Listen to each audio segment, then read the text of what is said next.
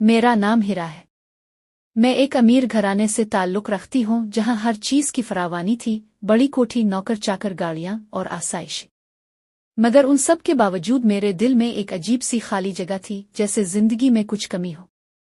मेरी छोटी बहन आयशा बहुत मासूम और शरारती थी। उम्मी ने इसकी तालीम के लिए एक कारी साहिब को रखा हुआ था जो रोज़ दोपहर हमारे घर आते और इसे सबक पढ़ाते। वो निहायत सादा मिजाज, नर्म लहजे वाले और बावकार इंसान थे। उनकी आंखों में अजीब सी गहराई थी, जैसे उन्होंने दुनिया के बहुत किले की। शुरू में मेरा उनसे कोई खास ताल्लुक नहीं था। मैं बस दूर से देखती कि वो आयशा को प्यार से समझा रहे हैं, गलती पर डांटने के बजाय नरमी से दुरुस्त कर देते। उनका अंदाज ऐसा था कि सुनने वाला खुद शर्मिंदा हो जाए। एक दिन उम्मी घर पर नहीं थीं और मैंने पहली बार उनसे बात की। कारी साहिब, चाय ले आई हूं? उन्होंने नजरें झुकाकर कहा। माशाअल्लाह, उनकी आवाज में जो खुलूस था वो सीधा दिल में उतर गया। वक्त गुजरता गया।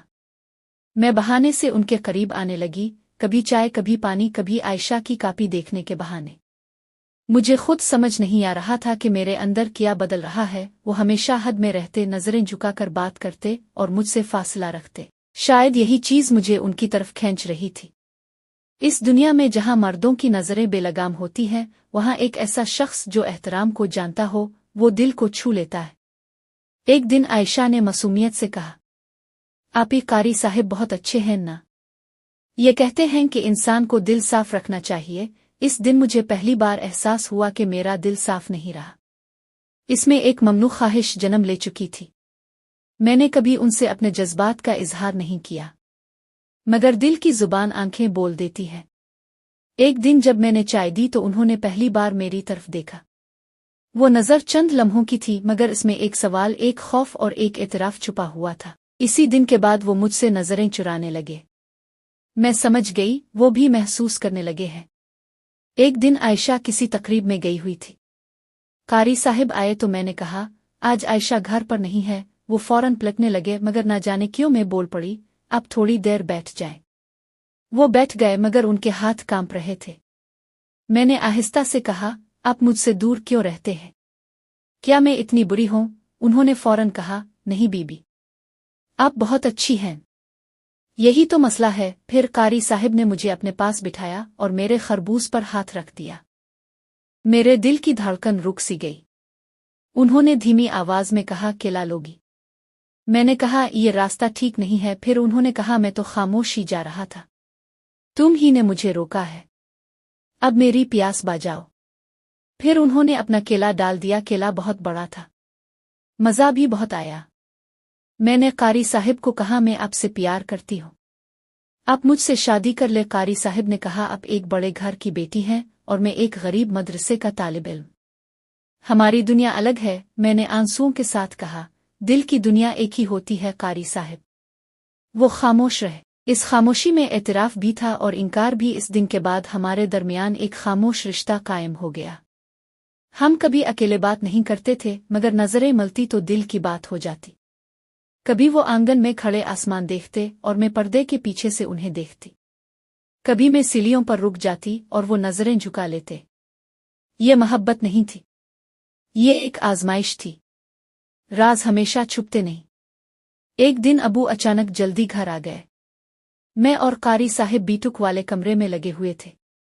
हमने कोई गलत हरकत नहीं की थी, बस अंदर बाहर वाला खेल खेल रहे थे। मगर हमारी खामोशी ही सब कुछ कह रही थी। अबू की आंखों में गुस्सा देखकर मेरी रूह कांप गई। ये क्या हो रहा है? उनकी आवाज गरज की तरह थी। कारी साहिब फौरन बोले, हाजी साहिब, मेरी गलती नहीं है, मुझे मुआफ कर दें। उन्होंने एक लफ्ज भी सफाई में नहीं कहा। इस दिन जो हुआ वो मेरी जिंदगी का सबसे दर्दनाक मंजर था। अबू ने नौकरों को बुलाया, कारी साहिब को बांध लिया और एक डांडा लिया। उसके आगे लाल मिर्च लगाकर कारी साहिब के अंदर कर दिया। कारी साहिब बहुत जोर से की है, बहुत तड़पे, बहुत रोए, पर किसी ने उनकी एक न सानी।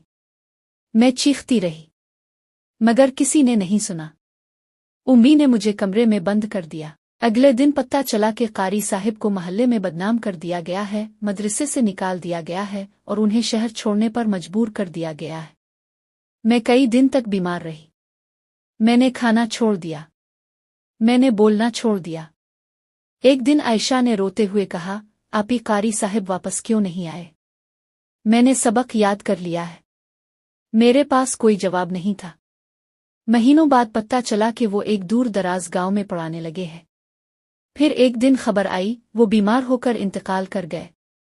इस खबर ने मेरी दुनिया खत्म कर दी। आज बरसों गुजर चुके हैं।